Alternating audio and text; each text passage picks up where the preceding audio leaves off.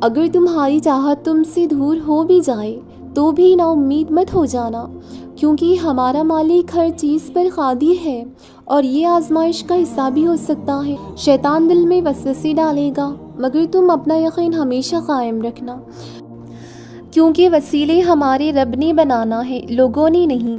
کوئی کتنا ہی مخالف ہو جائے، جب رب کی رضا ہوگی تو ہر چیز عطا ہوگی۔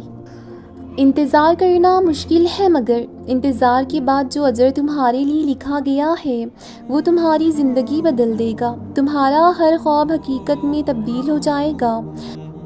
بس خود کو سمیٹ کر اللہ کے سپرد کر دو اور پھر تم دیکھنا وہ تمہیں کیسے ہر غم سے آزاد کر دیتا ہے۔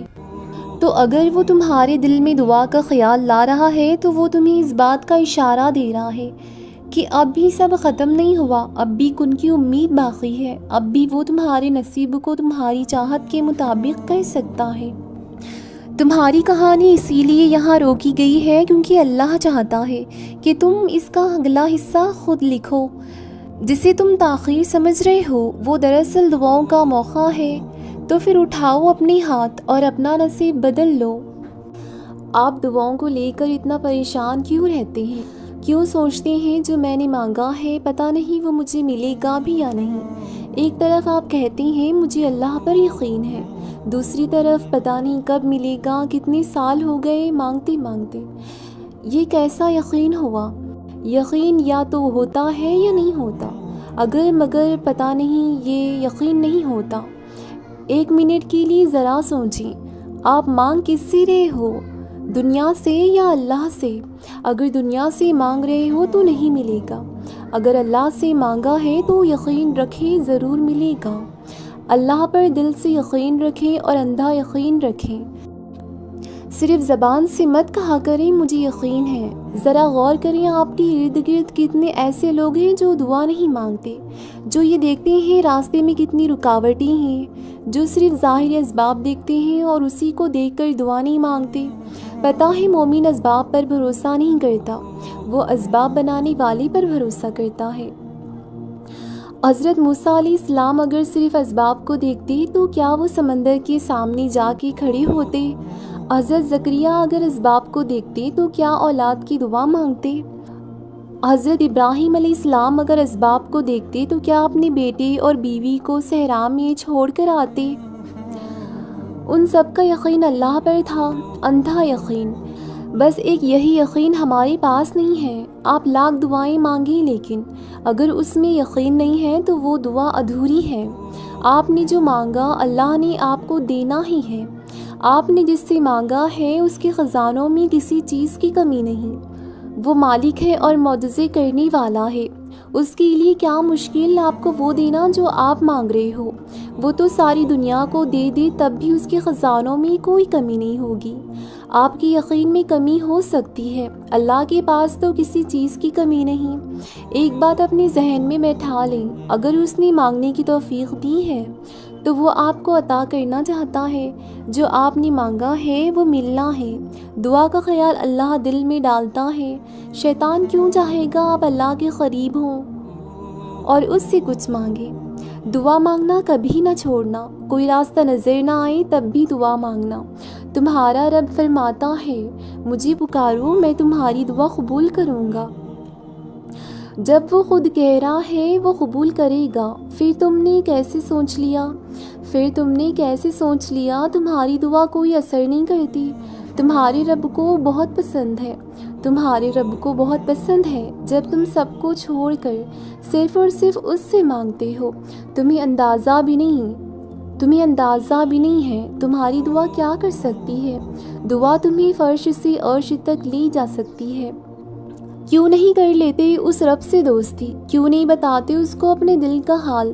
تم کب سے آس لگائے بیٹھے ہو؟ تم کیا برداشت کر رہے ہو؟ تم کتنی تکلیف میں ہو؟ تم کیا محسوس کر رہے ہو؟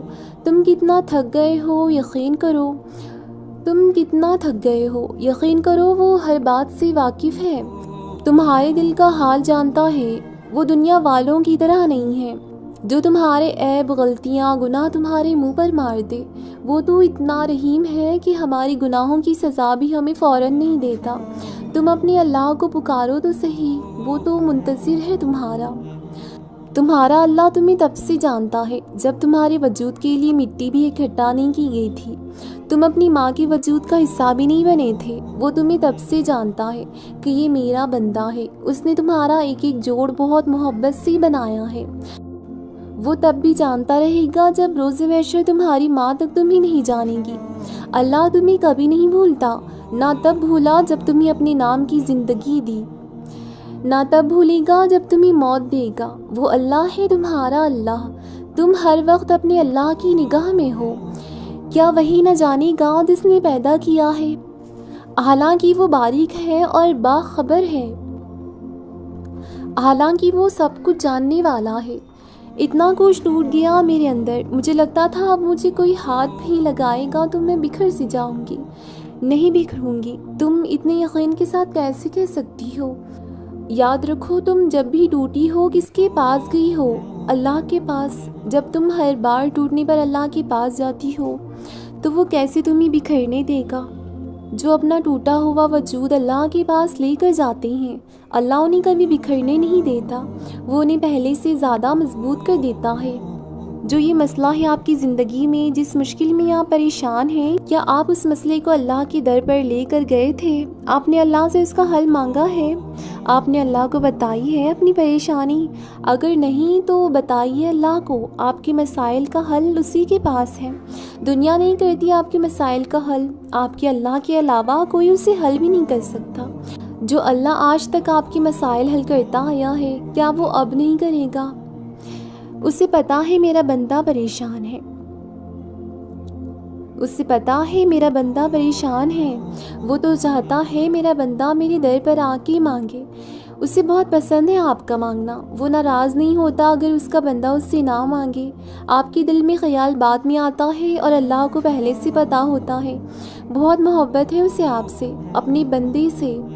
آپ بھی تو کریں اس سے محبت، اسے بتائیں اپنی ہر بات، ہر مشکل، ہر پریشانی، ہر خوشی، وہ بہت پیار سے سنتا ہے۔ آپ کی زندگی میں کوئی بھی مشکل آئے، پریشانی آئے، آپ نے سب سے پہلے اپنے اللہ کو بتانا ہے۔ اے اللہ، کوئی کام آسان نہیں ہے مگر وہی جسے تو آسان کر دے، اور وہ تو مشکل کام جب چاہے آسان کر دیتا ہے۔ کیا پتہ درد سہنے کے بعد آپ کو اللہ ملنا ہو۔ ایسا نہیں سوچتے میرے ساتھ یہ کیوں ہوا، میرا کیا قصور تھا۔ آپ کے ساتھ جو بھی ہوا اس میں آپ کے لیے بہتر تھا، آپ کے لیے کوئی سبق تھا، آپ نے کچھ سیکھنا تھا۔ اگر آپ کا دل ٹوٹا ہے تو کیا پتہ اس دل کے ٹوٹنے میں خیر ہو، کیا پتہ اس دل کے ٹوٹنے کے بعد ہی آپ نے بہت کچھ سیکھنا ہو، کیا پتہ وہ درد سہنے کے بعد آپ کو اللہ ملنا ہو۔ اللہ کو بہت پیار ہے آپ سے، اس نے تو ہر مشکل میں آپ کا ساتھ دیا ہے، کبھی اکیلا نہیں چھوڑا۔ اس جیسا خیال تو آپ کا کوئی رکھ ہی نہیں سکتا۔ جب سب گرا دیتے ہیں تب وہ اٹھنے کی ہمت دیتا ہے، اور تب آپ پہلے سے زیادہ مضبوط ہو کر اٹھتی ہیں، اور تب آپ پہلے سے زیادہ مضبوط ہو کر اٹھتے ہو، کیونکہ اٹھانے والا جو اللہ ہے نا، وہ آپ کا اللہ ہے۔ اللہ سب سے طاقتور ہے۔ آپ نے یہ گمان بھی نہیں کرنا کہ وہ آپ کے لیے معجزے نہیں کرے گا، وہ اللہ ہے، اس کی شان ہے معجزے کرنا، اس نے آپ کے لیے معجزے کرنا ہی کرنا ہے۔ پھر چاہے دنیا کتنی ہی خلاف کیوں نہ ہو، اگر اللہ نے آپ کو کچھ دینے کا ارادہ کر لیا ہے تو کائنات کی سبھی طاقتیں مل کر بھی اسے آپ تک پہنچنے سے نہیں روک سکتی۔